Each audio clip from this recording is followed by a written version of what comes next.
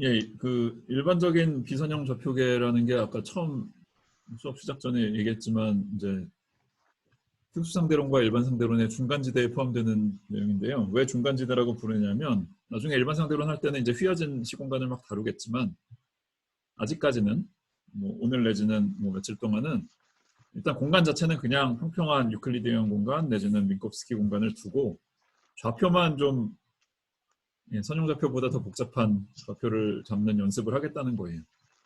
예, 예, 나중에 이제 휘어진 공간에 대해서 공부할 때 도움이 많이 되거든요. 그래서 XA라는 거는 그냥 유클리드 공간 내지는 뭐 타임까지 포함해서 민kov스키 공간의 좌표고요. 그리고 거기서 거리를 어떻게 재는지는 우리가 뭐 익히 잘 알고 있는 거고 시간이 포함돼도 저 에타라는 메트릭 텐서의 성분에 타임 방향만 마이너스 1을 갖다 박아놓으면 그 인베리언트 타임 인터벌, 그러니까 스페이스 타임 인터벌을 잘 계산할 수 있다는 얘기를 다 했었고, 그리고 사실 그냥 직교좌표를 벗어나는 뭐 일반적인 선형좌표계 얘기도 이미 몇 주 전에 하고 시작을 했죠. 그래서 오늘부터 할 일은 선형좌표계 제약에서 벗어나서 스페이스는 안 바뀌었음에도 불구하고 좌표계의 자유도는 훨씬 늘리겠다는 거예요. 여기 저희가 로컬리라는 말을 썼는데 이 로컬이라는 말은 꼭 이 유클리드 공간 전체, 민kov스키 공간 전체를 다 뒤덮지 않고 뭐 일부 부분 집합에서만 정의되는 좌표라도 상관없다는 얘기입니다. 자, 그러면 세 좌표와 원래 가지고 있던 직교좌표와 사이의 관계는 어떤 함수들로 정의가 되겠죠. 그래서 뭐 이렇게 쓸 수 있을 거예요. A는 역시 1부터 n까지 가고요. 자, 근데 아무 함수나 들고 와가지고 이게 좌표 변환을 정의한다라고 얘기하면은 좀 위험 요소가 있죠. 새 좌표가 만족해야 될 조건이 좀 있는데,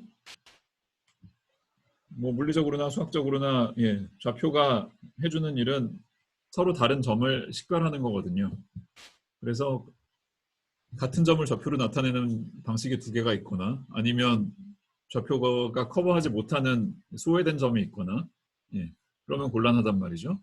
그래서 요 h라는 함수로 정의된 이 좌표 변환이 만족시켜야 될 제일 중요한 기본 조건 중에 하나가 이 맵들이 인버터블하다, 역함수가 존재한다 라는 거예요. 그렇지 않으면 두 번 카운트 되거나 아니면 뭐 빠지거나 하는 문제가 생길 테니까요. 그래서 역함수가 존재하면 좌표 변환의 역변환도 생각을 할 수가 있겠죠. x 틸다 1부터 x 틸다 n까지가 주어졌을 때 xa의 값이 뭐가 되는지도 유니크하게 결정이 돼야 될 겁니다. 자, 그냥 좌표의 아주 일반적인 정의만 놓고 보면은 인버터블 하다 더 이상 요구할 게 없을 것 같은데요.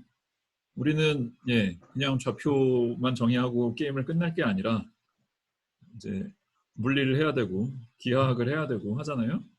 그러니까 정확히 얘기하면 기하학적인 방식으로 물리를 해야 될 건데 그러려면 인버터블 하다는 것만 가지고는 모자르고요. 조건이 하나 더 붙겠죠. 미분기하니까 미분 가능해야 된다라는 조건을 안 붙일 수가 없습니다. 수학자들은 왜 되게 기묘하게 생긴 example들 잘 만들어내잖아요. 그래서 완벽하게 인버터블한데 절대 미분 가능하지는 않은 뭐 그런 함수도 만들고 연속이긴 한데 뭐 미분 불가능하거나 뭐 등등 뭐 되게 이상한 함수들을 잘도 생각을 해냈는데 우리는 그런 특이한 얘들 말고 그냥 충분히 연속적이고 충분히 미분 가능하고 그런 범위에서 주로 놀겠습니다. 자, 근데 뭐 이런 좌표 변환이 여러분이 태어나서 처음 보는 게 아니라 이미 물리하면서 많이 했던 거예요. 예컨대 그냥 2차원 유클리드 평면에서 극좌표 이미 많이 써봤잖아요. 그렇죠? 그래서 x랑 y라는 게 처음에 가지고 시작한 직교 좌표고 r과 phi라는 거 뭐 책에 따라서는 r 테타로 쓰기도 하는데 아무튼 이 알파이라는 게 요 반지름과 앵글이라는 게 새로운 비선형 좌표계고요. 두 좌표 사이의 맵은 알파이에서 XY로 가는 쪽이나 XY에서 알파이로 가는 쪽이나 잘 알려져 있고 여러분들 이미 많이 사용해 봤고요. 그래서 이제 그림으로 그리면 뭐 XY 좌표는 굳이 그림으로 어떻게 그리는지 신경 안 써도 될 테고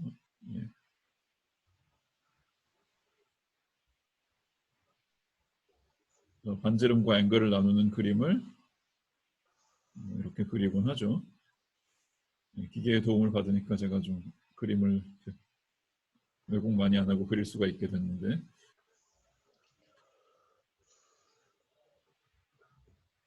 이렇게 그린단 말이에요.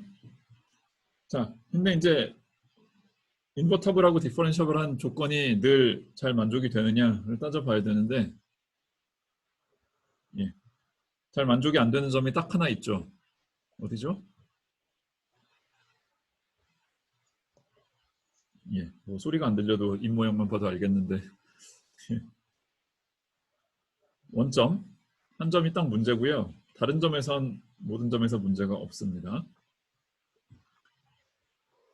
그래서 좀 수학을 엄밀하게 하자면 이 원점은 제거해 놓고 다른 데서만 좌표 변환을 따져야 되는데 뭐 원점이 살짝 문제가 되긴 하지만 그 문제가 어떤 문제인지 우리가 충분히 이해를 잘 하고 있기 때문에 많은 경우에 그냥 원점에서조차도 저 좌표를 쓰면서 별탈 없이 잘 지내고 있죠. 자, 그래서 이제 좌표만 놓고 보는 건 뭐 좀 재미가 없고요. 이제 여기서 다양한 종류의 그 물리량을 기술하기 위한 수학적인 양들을 정의를 해야 되는데 그래서 이제 뭐 벡터 텐스 어쩌고 등등 해야 되는데요.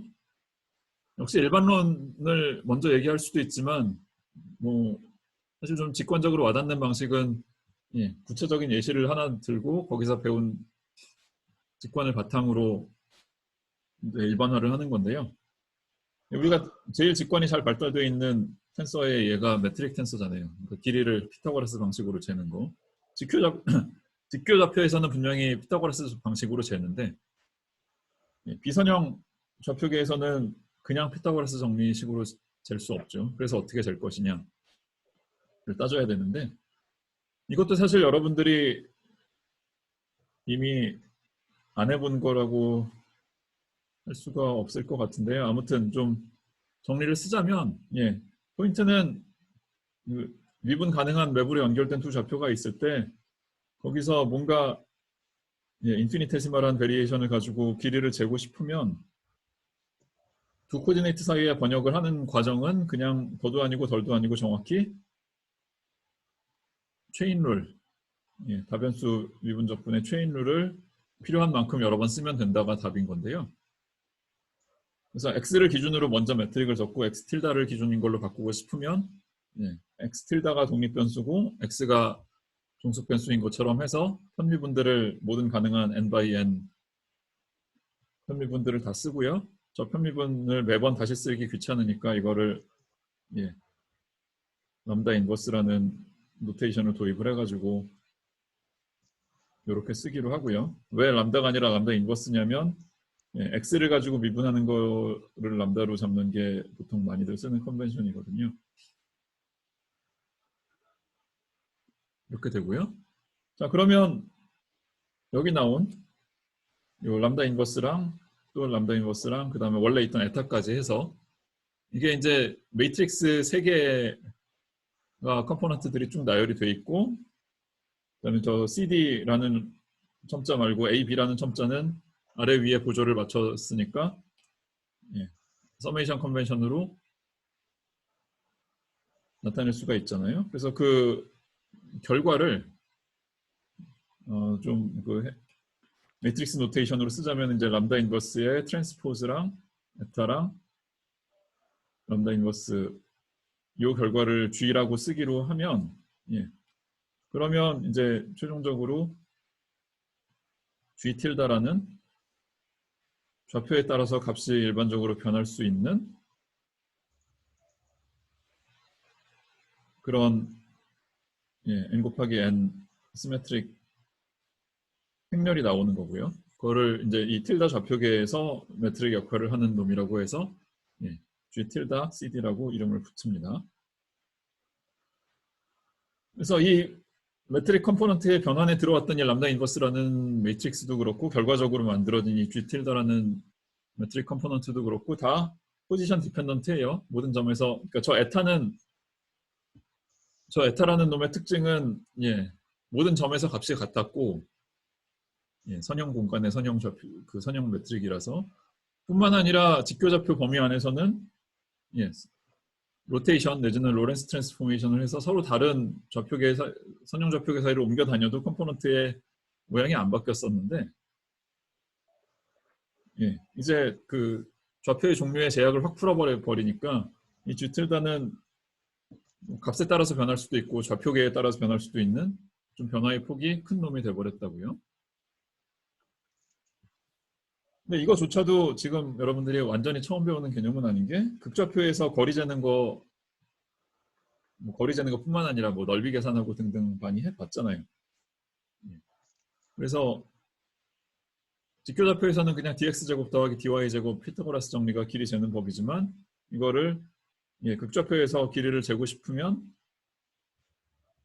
조금 번거롭더라도 체인룰을 써서 저 dx제곱 더하기 d제곱을 다시 쓸 수 있고요.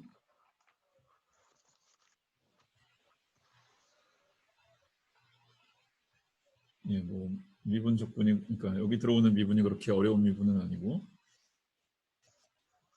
체인룰을 바로 적용하자마자 적은 결과는 좀 복잡해 보이지만 일부 텀들이 서로 더해지고 빼지는 과정에서 단순해져서 이렇게 그러니까 포지션